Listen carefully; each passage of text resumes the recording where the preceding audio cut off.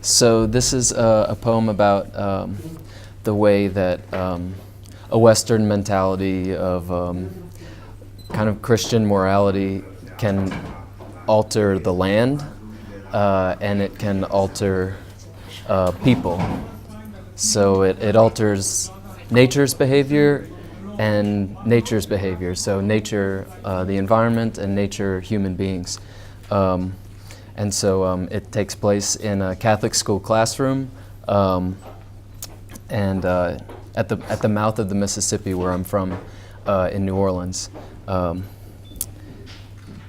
So it's called pudendal. Pudendal is the Latin, comes from make or to be ashamed of. I did not know, and one more thing is the word bayou is a word that we use for tidal stream. It's a stream that can run backwards or forwards, depending on the tide. Indian word? It's Native Americans, Choctaw. Yeah. Okay. I did not know about the magic of the bayou when Mr. Zelinsky, fit in his shirt and tie, delivered the oration of the outie hole. Thus he spoke from his lips to my ears. The anus is an outie hole. To use it like an innie is an affront to nature in God's eyes. Mr. Zelinsky's eyes were soft and brown, set deep in their sockets, like those of the crucified Christ hanging above his podium. High on the 5th floor of that thick brick building where boys were changed into men of God, there were no bayous, only a thin film of algae in the slope of the water fountain's trough. The bayou creeps. Some call New Orleans the anus of America. From the city alone, 100,000 tons of excrement, mountains and waves of it, work through the intricate bends of America's most beloved waterway. Imagine the shit, the litany of other cities up the river, the weight and the gravity of the tip of the toilet handle, a free one-way ticket downstream.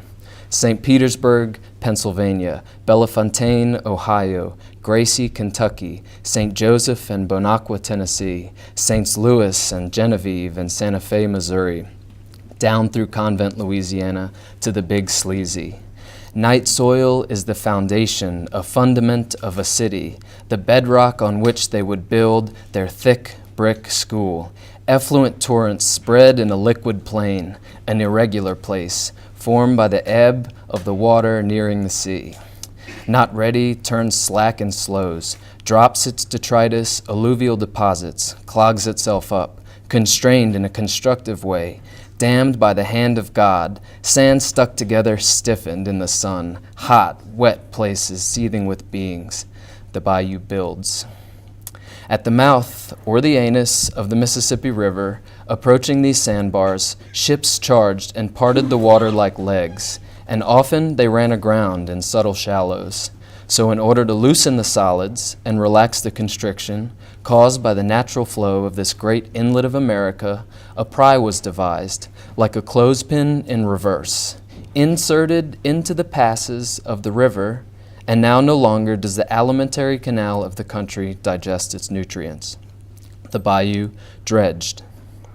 And thus, the city without hills was founded as an innie hole, bananas and Polacks, Africans in chains, up the river and into the dismal swamp, where, too, the barometer drops and the sea forces itself in sometimes like a hurricane, salt mixing with sand and sacred soil, the sacrum of a continent.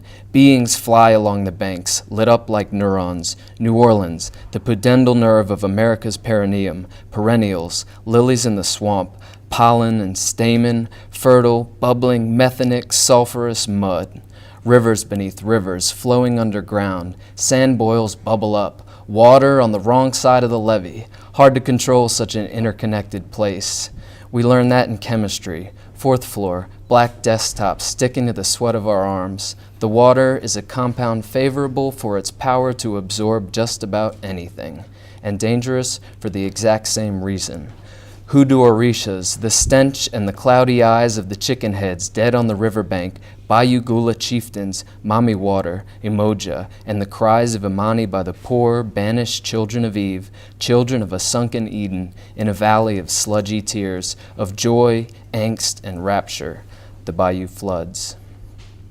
Willow roots, spread like mermaid hair, wave with the cadence of the water. The mucous membrane of the anus is porous and thin, only one cell thick. Low banks made it easier for waters to mix. Migrants that have come up the bayous and passes of the river change and are changed. Night creatures moan in your ear. Freshwater willows catch a saltwater breeze. Banks here didn't used to be so tall. Where is the confluence of the natural and the divine?